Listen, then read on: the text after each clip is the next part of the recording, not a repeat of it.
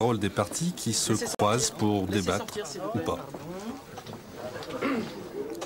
Grâce au système d'échange d'images interne à France 3, les journalistes d'une région peuvent interviewer en direct un responsable politique resté dans les studios parisiens.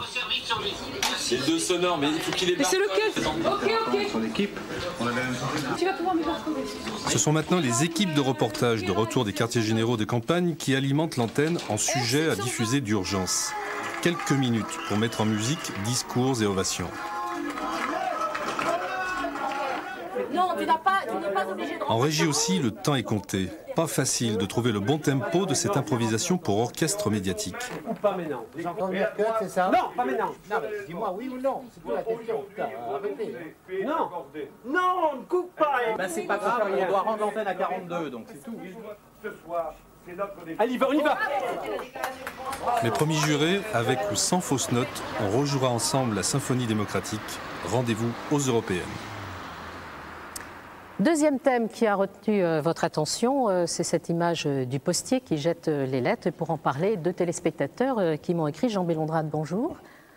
Merci d'être avec nous. Vous êtes reporter photographe. Jean-Luc Mongineau, bonjour. Bonjour. Vous êtes agent de centre de tri. Vous avez aussi des responsabilités syndicales. Vous êtes représentant du Collège des ouvriers au Prud'homme. Et puis, en direct avec nous de Montpellier, Stéphane Gaillard. Stéphane, bonjour.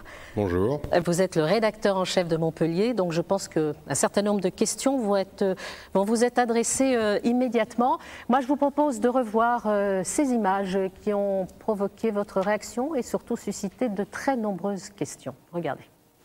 Le geste est aussi énergique que spectaculaire. Il est signé un jeune vacataire employé à la poste. Les plis, les colis, toute sa camionnette y passe. Un coup de colère, certains diront de folie, pour dénoncer le développement de la précarité dans l'entreprise. Tous les départs à la retraite, hein. Alors ça, c'était cette image. On ne va pas revenir sur le fond du problème et le problème social. C'est pas ça qui nous intéresse, c'est en effet le retentissement qu'on a donné à ce geste.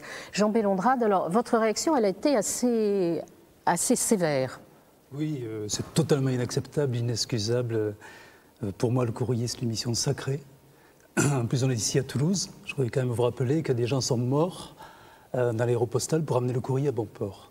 Alors, il y a le geste, mais il y a aussi l'amplitude qu'on a donnée à ce geste. Alors ça, c'est l'autre sujet. En tant que photographe, c'est ce qui m'a le plus...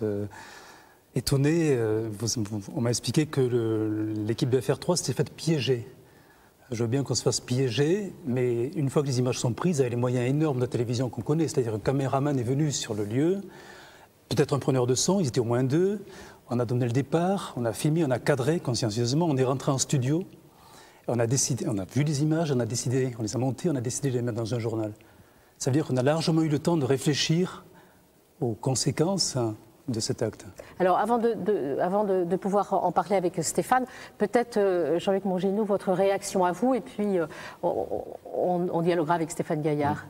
Ben, disons que moi, cette image et ce geste m'a choqué pour trois raisons. D'abord, parce que c'était pour retranscrire une situation de grève à la Poste appelée par les organisations syndicales. La précarité en faisait partie, mais ce n'était pas le seul sujet. Deuxième chose, c'est qu'on nous dit que c'était pour dénoncer la précarité. Moi, concrètement, je la combats tous les jours en défendant les collègues contractuels, puisque je suis fonctionnaire à la Poste, mais malgré tout, je défends les contractuels devant les prud'hommes.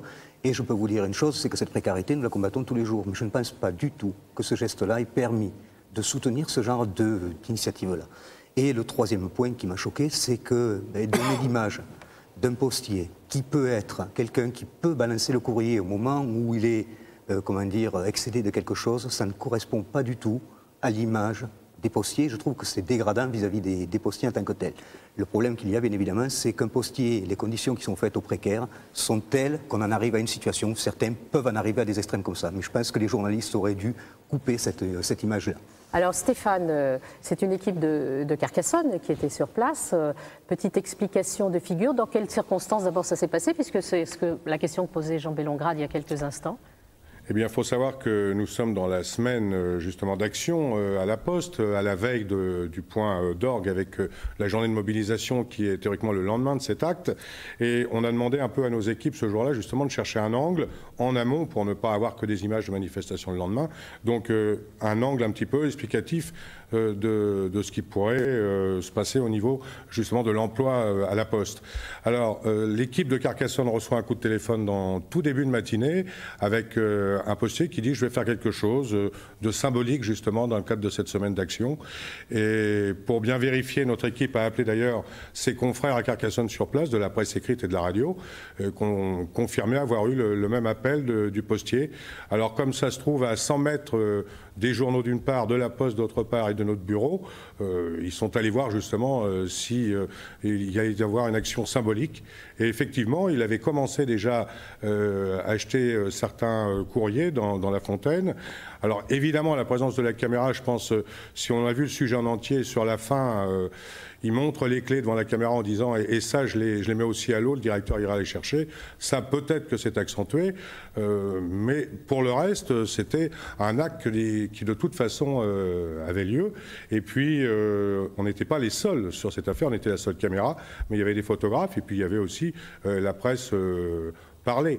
Donc, si nous, on avait décidé de ne pas en parler, il y avait quelque part une réticence d'information. Et puis, il faut quand même expliquer aux gens qui, ce jour-là, n'ont pas eu de courrier, qu'il était dans l'eau. Et dans le sujet, nous avons également une interview d'un représentant syndical et puis l'interview du directeur de la Poste aussi qui est intervenu. Voilà, nous, on a simplement voulu montrer cette image, puis on n'a pas voulu remettre en avant l'acte de ce postier et pas le mettre, lui, en situation délicate. Jean Bellongrad, par rapport à ces explications, dans quelles circonstances ça s'est passé? C'est ce que vient d'expliquer Stéphane Gaillard. Moi, je bondis, on marche sur la tête. Est-ce que c'est le rôle du service public de montrer un acte qui va contre la nature même du service public? Je me pose vraiment des questions, c'est très très grave. En plus, je voudrais dire que le service public ne manque pas de moyens de se faire entendre. D'abord, si on regarde dans les conseils régionaux et partout au gouvernement, les membres du service public sont tous surreprésentés. Toutes professions confondues. Alors, il ne manque vraiment pas de moyens de se faire entendre, et ça, c'est absolument scandaleux. Alors, ce sujet, en plus, a été diffusé sur le plan national, dans Soir 3, diffusé aussi sur France 2. Est-ce qu'on aurait dû le montrer, ce sujet? Est-ce qu'on aurait dû le diffuser en 30 secondes, Hervé Brusini? Est-ce qu'on aurait dû le diffuser à une heure de grande écoute? Je ne statuerai pas sur ce point. Je pense que ce que nous devons aux téléspectateurs, c'est toujours l'explication des circonstances dans lesquelles basiquement, on a tourné telle ou telle image. C'est fondamental. Vous voyez, tous les malentendus, est-ce qu'on a été convoqué par, est-ce que ça a été mijoté, en complicité entre nous et le postier? Il faut lever toute source de malentendus. Maintenant, je suis gêné par une seule chose, et je le dirai toujours, c'est quand on appelle de ses voeux à ne pas passer quelque chose. C'est quelque chose qui engage énormément de responsabilités dans notre liberté, à tous, de citoyens et de personnes d'information, dans toutes circonstances.